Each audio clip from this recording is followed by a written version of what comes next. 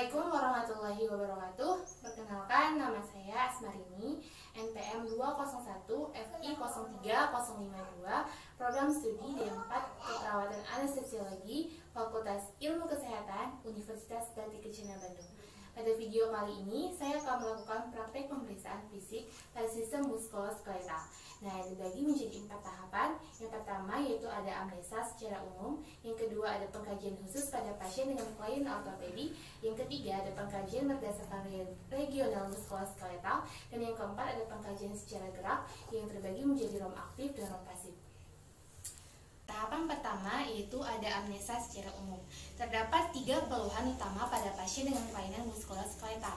Yang pertama ada deskripsi nyeri, di mana pengkajiannya yang kita lakukan yaitu di mana area terjadinya nyeri, kapan nyeri itu datang, dan seberapa sering waktu durasi terjadinya nyeri tersebut. Yang kedua ada pengkajian dan penilaian deformitas atau bentuk. Nah, ini tuh bisa terjadi akibat adanya tumor atau trauma.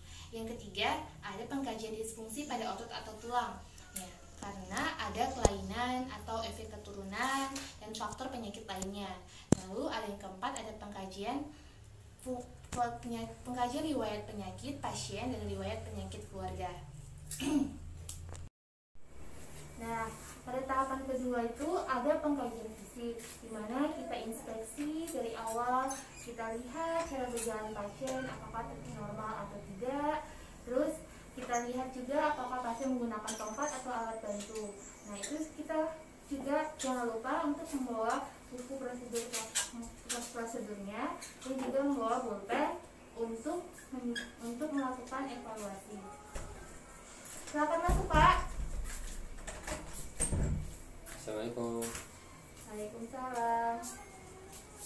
Nah, tadi itu kita lakukan inspeksi, kita lihat apakah tadi saat pasien berjalan terdapat kelainan, kita nilai langkahnya yaitu normal, panjang langkahnya yaitu normal, terus pundak kiri tidak ada yang turun, lalu pelvisnya juga tidak naik, lalu lututnya juga tidak naik. Nah, Assalamualaikum warahmatullahi wabarakatuh, Pak. Waalaikumsalam. Perkenalkan, saya perawat Asmarini yang bertugas dari pukul 7 pagi hingga jam 2 siang nanti ya, Pak ya. Ya, Bu. Sesuai dengan janji kita hari ini, kita akan melakukan pengkajian pemeriksaan fisik pada sistem muskuloskeletal atau tulang dan sendi Bapak ya, Pak ya. Ya, Bu. Nah, saya boleh periksa identitasnya dulu. Nama Bapak Ar-Rahman, betul? Betul, Bu. Umurnya 17 tahun. Ya, Bu. Iya, alamat Payamarang. Ya, Iya. oke, baik sekali ya, Pak ya. Nah, tadi kita kan sudah inspeksi cara berjalan pasien. Nah, jika terdapat kelainan, yaitu terbagi menjadi 3. Lalu selanjutnya itu kita lakukan pemeriksaan tondes otot atau kekuatan otot. Nah, sebelum itu kita harus mencuci tangan dengan memakai.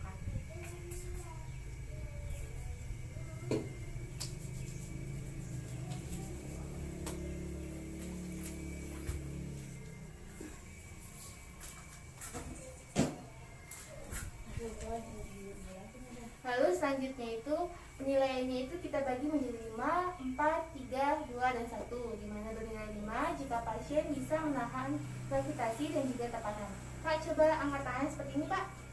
Tahan tangan saya ya, Pak ya. Nah, ini bernilai 5 jika pasien bisa menahan gravitasi dan juga bisa menahan tekanan. Turunkan, Pak, tangannya, Pak. Lalu angkat lagi tangannya. Turunkan. Nah, ini bernilai 4 jika pasien bisa melawan gravitasi, tapi pasien tidak bisa menahan tekanan. Angkat lagi tangannya, Pak. Nah, ini bernilai 3 jika pasien bisa mengangkat tangan, tapi dia lemah. Terus, coba angkat tangannya, Pak. Lemah.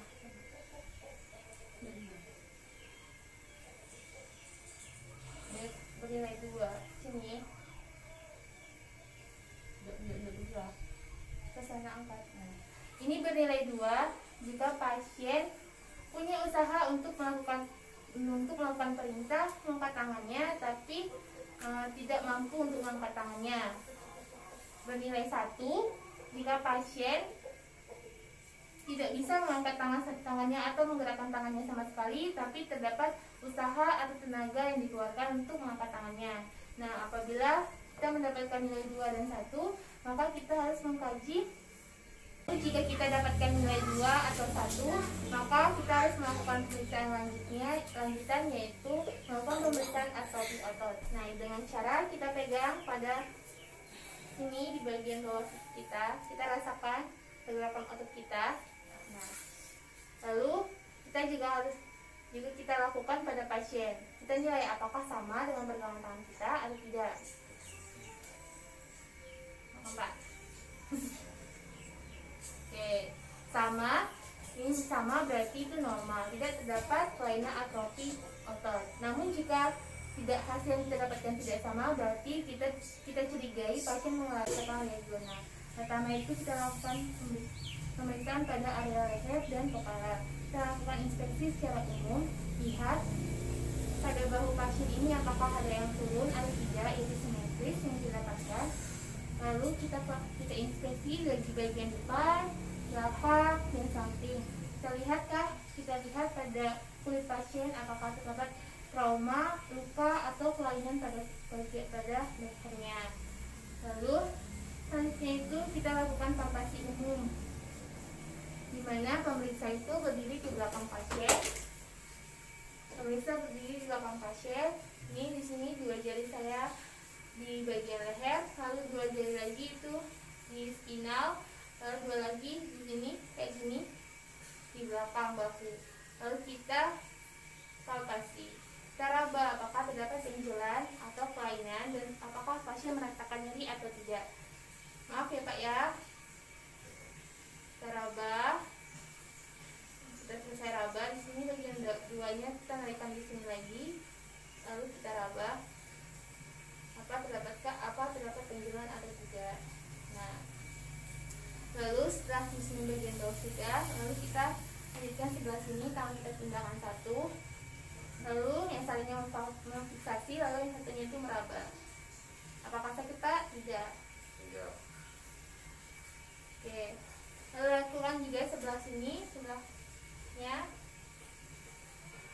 kita raba, lalu kita fiksasi. Tidak ada benjolan dan tidak terasa nyeri. Coba angkat sedikit jarinya Pak, tangannya. Nah, ini kita fiksasi, lalu kita raba. Angkat sedikit Pak. Oke. Coba ke atas, turunkan ke bawah, samping, ke bawah. Oke, baik. Ini pemeriksaannya seperti itu yang kita lakukan. Lalu kita catat hasil pemeriksaan tadi, kita evaluasi. Yang tadi itu termasuk pemeriksaan ekstremitas bagian atas. Lalu minta pasien melakukan pergerakan leher, di mana pergerakan leher yang dilakukan itu ada aduksi, ada abduksi, ada rotasi luar, dan ada rotasi dalam. Coba kayak gini. Oh, kayak gini, mendongak. Oke, di samping. Oke, ke sebelahnya lagi. Lalu kayak gini menolak. Oke, sebelah sini. Oke, pasien bisa melakukan pergerakan daya normal. Lalu selanjutnya itu pada bagian leher sudah, kita lakukan pemeriksaan bagian siku dan tangan. Mana kita lihat inspeksi apakah terdapat benjolan, lalu palpasi bagian siku, lalu gerakan yang minta pasien melakukan pergerakan. Bagian sikunya Pak, ini kita palpasi pada bagiannya apakah terdapat stabilisasi, lalu kita raba, palpasi. Masih nyeri Pak? Tidak. Ya. Oke, baik sekali.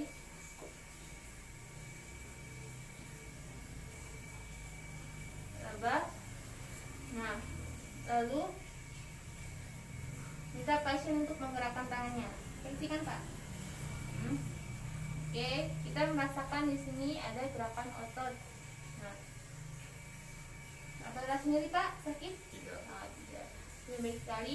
Lalu selesai pada bagian siku, kita palpasi pada bagian tangan. Oke, warna kulitnya normal, tidak terdapat luka atau deformitas. Lalu kita minta pasien untuk menggerakkan tangannya ke samping, dalam, di luar. Di sini Pak. Oke, sini. Kayak gini. tuh. Sini.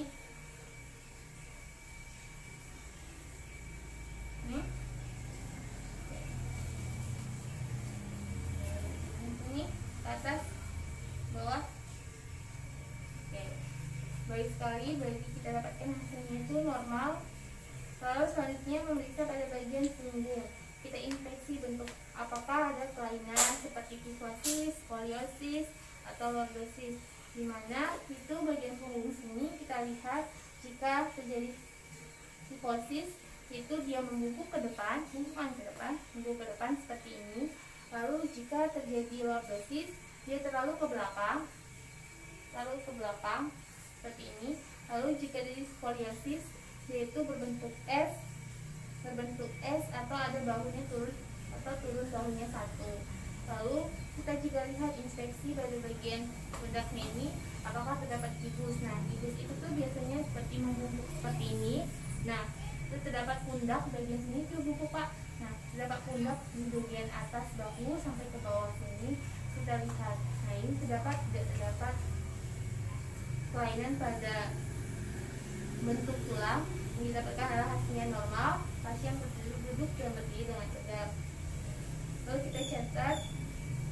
Lalu kita tuh bisa juga lakukannya dengan palpasi. Nah, dimana kita palpasi pada bagian punggungnya, kita palpasi hingga bawah. Apakah terdapat benjolan atau deformitas? Apakah terdapat bunyi klik atau pasien merasakan sakit? Nah, kita palpasi, tidak terdapat benjolan,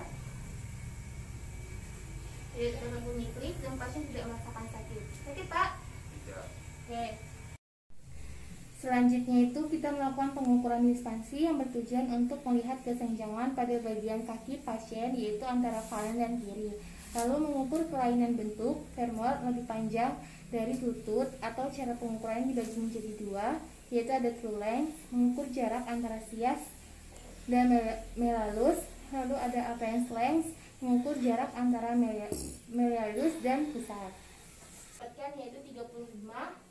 Sebelah sini lagi kita ukur, yang kita dapatkan 35. Lalu kita ukur lagi melalus itu ke pusat. Pusat kita dapatkan hasil seperti sini, Pak, ya. Hasilnya kita dapatkan yaitu 40. Sebelahnya lagi kita dapatkan hasilnya itu sama, yaitu 40. Angkat tangannya kayak gini, terus angkat, sudah ratakan kayak gini, terus macam ini, kayak gini. Nah, tekuk. Oke, nah setelah kayak ini kita lakukan selama 1 menit. Apabila sebelum atau sesudah 1 menit pasien mengalami kesemutan pada bagian pergelangan tangan bawah sini, maka kita curigai pasien mengalami sindrom tunnel carpal. Nah, tapi jika kesemutannya itu di bagian sini, itu berarti itu namanya pegel, bukan sindrom. Oke, kesemutan tidak, Pak? Tidak. Ya, sudah turun, Pak. Oke, selanjutnya itu kita catat yang tadi, hasil tadi. Lalu kita uji pinal pada bagian pergelangan tangan, lakukan perkusi pada pergelangan tangan, tekuk tangan, rasakan di bagian tengah pergelangan tangannya di sini. Nah, itu tuh kita lakukan tangan itu rileks, lalu ketuk atau kita perkusi 3 kali. Jika mengalami kesemutan berarti itu pinal positif. Nah, bagian sini kita ketukkan dari sini, melepaskannya. Nah, kita rasakan ada otot di sini, kita ketuk. Jika merasakan kesemutan berarti pinal itu positif. Nah, coba, Pak, tekuk. Nah, di sini bagian ototnya kita tekuk, kita perkusi 3 kali.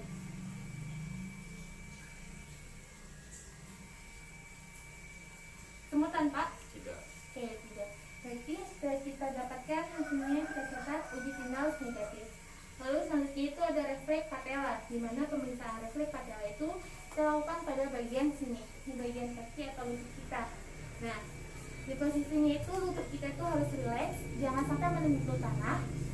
Dengan itu kita menahan bagian femur bawah lutut kita kita dengan satu tangan. Nah, seperti ini Pak, tahan dengan satu tangan. Oke, baik. Dijuntaikan ke bawah. Juntaikan ke bawah. Nah, lalu kita ketuk bagian sini. Lalu kita ketuk bagian sini. Kita lihat refleks kakinya, apakah terdapat refleks atau tidak. Itu Pak ya.